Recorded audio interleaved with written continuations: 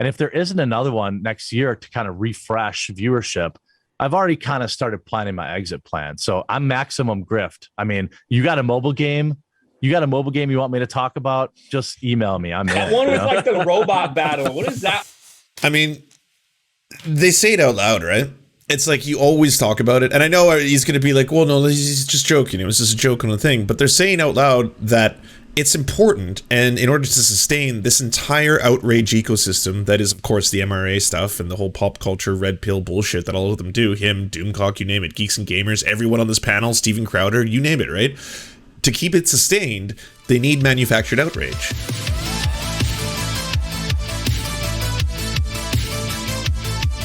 So, if you study the Quarterine's lore, you'll find out that the Quarterine didn't start out by doing MRA pop culture videos. He actually started out by doing computer and tech software videos, and he made a lot of money doing that. In fact, I can show you his very first YouTube video ever. Here's the world premiere of the Quarterine.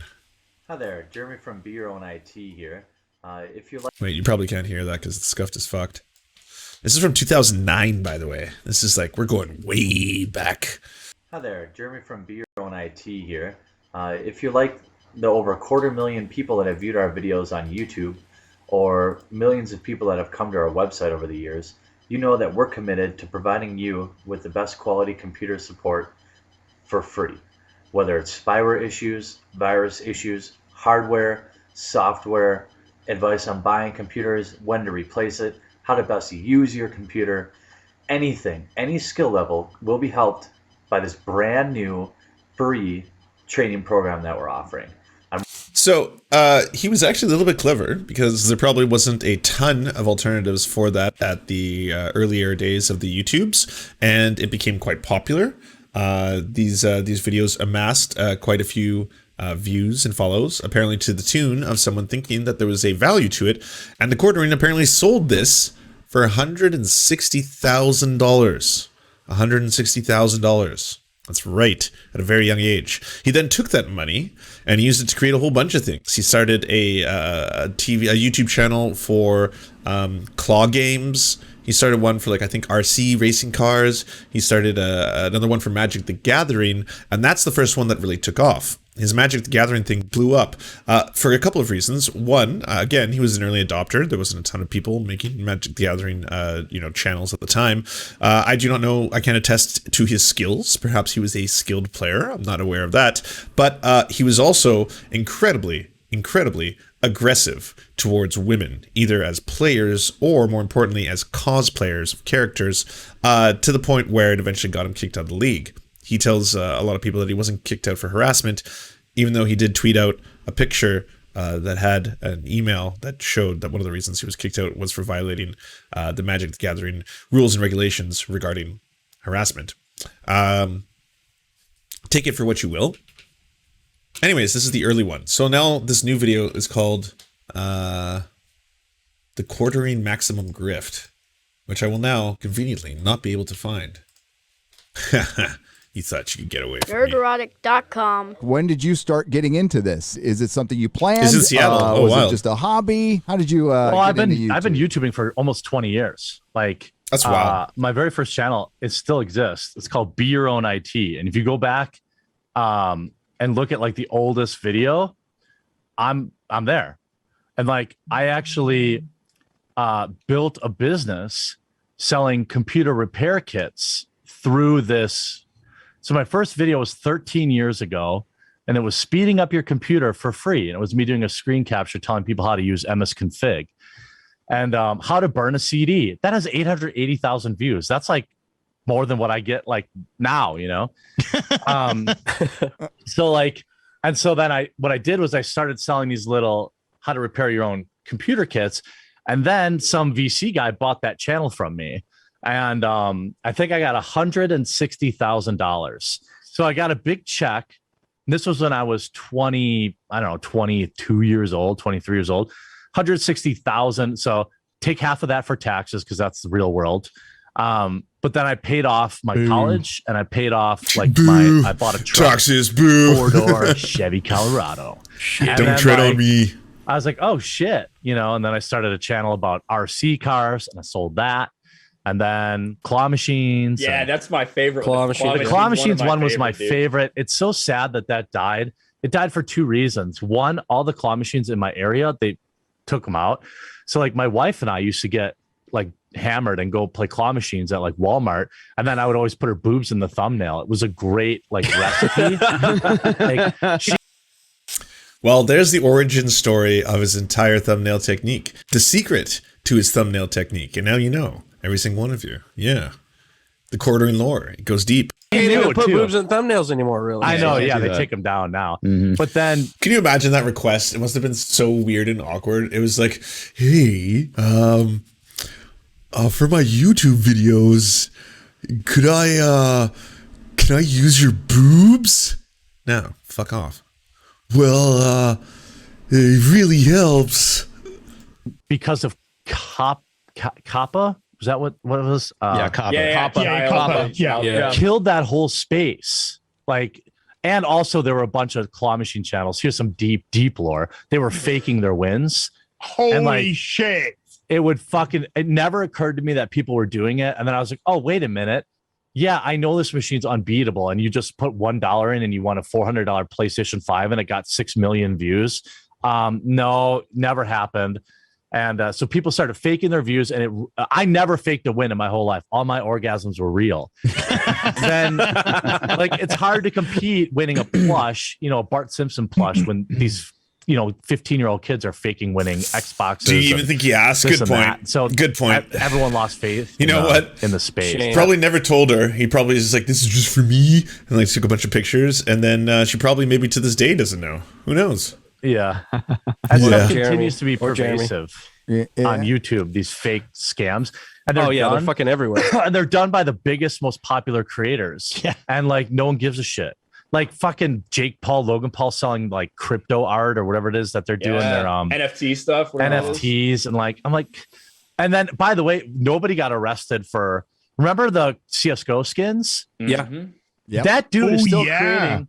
That dude is still creating videos, and everyone's forgotten about it. Yeah. He should have been banned off YouTube at minimum. Was it something Martin? Something Martin or T. something? Martin. T. Yeah. Martin, that's it, yeah. And that's back when, remember when Ethan Klein used to be a good creator? He's the one that kind of exposed all that. Yeah, back then. And like, dude, that guy should have been in jail. What's funny is that Ethan Klein has kind of been like just calling out grifters in both like the YouTube and the online space for a while, but I think the quartering just doesn't like that the people he's grifting or calling out these days happen to be people that he's associated with. No, Must and have then been we a got long guys time on ago. Twitch now using crypto slot machine websites that Wow. totally aren't Holy juiced up for shit. when they play. Like, I remember watching, I won't name names, but one of the popular guys. Yeah, he grew as a And person. like It's true. he legitimately with a straight face would not accept. He the made a great video on possibility the that quartering too. The particular crypto gambling site was loosening up the slots while he was streaming. Yeah, it's a good takedown. Like, I'm like, bro, you don't think that they're just you know what I mean? Like, they're not tweaking it a little bit, making sure you hit because they could do that in real life. It's not hard to do in the casino now. What do you imagine how easy it would be when it's all software driven? Like, you just loosen it up. Boop. Oh, let's give this guy a jackpot. And then his 50,000 viewers will all go broke. That's fine though too. I don't know why. Sorry, I went on that rant. No, but there's totally a lot of okay here. predatory content that really grinds my gears. So bottom line, you're a huge grifter. Massive. Yeah. I've actually, here. so I have it drawn out. I have basically a 2-year plan that started last year. I'm pretty sure that like my channel will be irrelevant like by this time next year. It'll be really like, you know, I'll be like every channel that gets big fast. Like I probably gained 200,000 subscribers during the Fallout 76 debacle. Another 100,000 during the Battle Genderfield 5 debacle. We all gained big during the Last Last Jedi, of Us. right? And there hasn't been something like that. You know what's wild? Is something that so many critics online, specifically femme or femme presenting critics, have called out, have said The Last Jedi was a gold mine for the Red Pill crowd, especially all the pop culture ones. And listening right here, it's a full confession. All of them being like, yep. Oh, that was good. That was good for business, just manufacturing outrage about that movie. Holy shit. shit, getting everyone pissed off. Everyone pissed off about Star Wars. Oh, that was good times. Great times. That for us. The closest we had in the last year was Kevin Smith's He-Man. But like, there hasn't been a big push in the last year. And if there isn't another one next year to kind of refresh viewership, I've already kind of started planning my exit plan. So I'm maximum grift. I mean, you got a mobile game? You got a mobile game you want me to talk about? Just email me. I'm That in. one you with know? like the robot battle. What is that? I mean, they say it out loud, right? It's like you always talk about it. And I know he's going to be like, well, no, he's just joking. It was just a joke on the thing. But they're saying out loud that it's important. And in order to sustain this entire outrage ecosystem, that is, of course, the MRA stuff and the whole pop culture red pill bullshit that all of them do, him, Doomcock, you name it, Geeks and Gamers, everyone on this panel, Steven Crowder, you name it, right? To keep it sustained, they need manufactured outrage. So they need things. And there's crumbs that they keep trying to ignite to set ablaze, right? Like, oh God, Batwoman's lesbian. Oh God, Batwoman's black. What's happening? Oh, go woke, go broke. This other thing is happening. Oh, the new She-Ra is not to my liking. Oh, the new this, the new that. And it'll do a little bit. It'll get everyone a little bit angry. You know, there's going to be a couple clicks. Like, oh God, how could this happen? Oh, Johnny Depp, lawsuit. Okay, little clicks, a couple things. But nothing like it used to be, you know?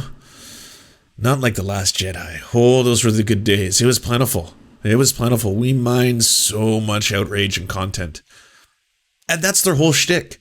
It's like, it's the kind of shit that myself and every other critic of these kind of like outrage factories have been saying, but they lay it out right there. Like, I was astounded to hear them say that. Because that is a theory, by the way, that had been pushed by, again, a lot of very good, prominent writers. I had read a couple gaming journalists, women gaming journalists who had written on that.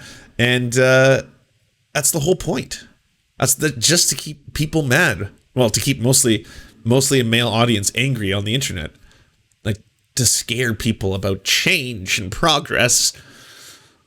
I'll need to do that one. Macarena, man. Macarena. Yeah. Join now and friend me at the quarter. 100,000 free silver if you use my promo code. Yeah. God. You could be on my team. Play. I would say all the Naughty Dog stuff, at least for a lot of us. Well, that's it. They don't give a shit. They don't give a shit, and it's all about anger. I mean, that's kind of just the definition of a grifter, right? Like, you can think of a lot of different people who do like what I do for a living, which is just like political entertainment, political comedy, and whether or not you think they believe it. I know the ones that I think are genuine and actually want to see change happen. They're not just like here to complain. This is not just like my complainometer. Like, oh, I really hate blank and X is bad, and I wish this was capitalism. I hate capitalism the most. Please sub to my channel. Whereas like, I know like myself and a lot of people included would actually like to see progress for leftist causes. Not specifically just because these people are huge altruists and they just really want to like, you know, change the world or anything, but because they in their fundamental heart of hearts believe just life is better for everyone if things are a little bit more egalitarian, if we don't have these like gross, disgusting, disproportionate amounts of like economic disparity in the world. It's just the system isn't working. It's not. Everyone keeps saying that, like, oh, well, this is just a couple bad eggs, or this is just crony capitalism, or this is, like, this economic system we have is reaching this boiling point, like a literal boiling point, where we're all super fucked, and 6 people have half the wealth. 6. It's like the new Gilded Age. So, yeah, I want to see change in the world, and so this is more than just, like, a fun time, happy project. Obviously, I do love to entertain. It is a wonderful thing. It is a splendid thing that I can make a few strangers laugh and feel better about their day. That gives me good feelings, and that's even selfish. It's an egotistical thing because at the same time I'm like, ooh, dopamine, ooh, serotonin. Like that's why people like being clowns in a classroom kind of stuff.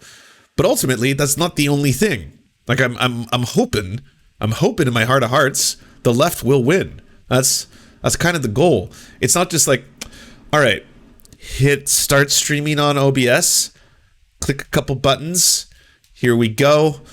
All right, turns out Batwoman is black now, which is bad. I think I'm supposed to tell you it's bad because change, we fear change, so that's bad. Not a racist though. I'm not a racist. 3 black gay dads, 4 whatever I said before, that number and amount and how gay they are, all still accurate. This is brought to you by Raid Shadow Legends, the last one that'll still sponsor me. And scene. I don't think I'll be alive to see the downfall of capitalism unless it takes us all down with it. Oh, that's true. Boost. The last, I That is a forgot big that one. You're right. Yeah, Last of Us 2 is good. And that's like that's the thing too. Like the way that these people react. And Oh, we've seen it with Raycons. Shang-Chi a Sorry, little yes, bit. you're right. It's Raycons like, too. I care about video games. I talk about video games, but I had never really talked about it too much on my channel. But that Last of Us 2 came out, it went big, and I probably would have made like a follow-up video or something, but then they started striking everybody, and they struck me. So then That was like, great for all of us. Yeah, then it's like game on, motherfuckers. And the way they kept responding just escalated and made it worse and worse and worse. And So, somehow you're the grifter, right? When somebody does that from a major, corporation that's backed by hundreds of millions of dollars, or in Simu's case, billions. We're just fans. We're just idiots I'll speak for myself. I'm an idiot with a microphone surrounded by a bunch of fucking action figures, and I'm going to prognosticate about a bunch of shit that I'm going to be wrong about and have. X-Chain, you've been around the channel X. for any amount of time. Thank you for subscribing I watched your for the stream 5 months. when Appreciate Naughty you. Dog freaking took that. I was like, what the fuck was that? When, and I just imagine like Neil Cuckman in his fucking pajamas, false flagging YouTubers. That's, and it was that third party company, but that was pathetic. Yeah. And it just made it worse. It just kept making it worse. Little known fact, Neil Druckmann like literally cucked me.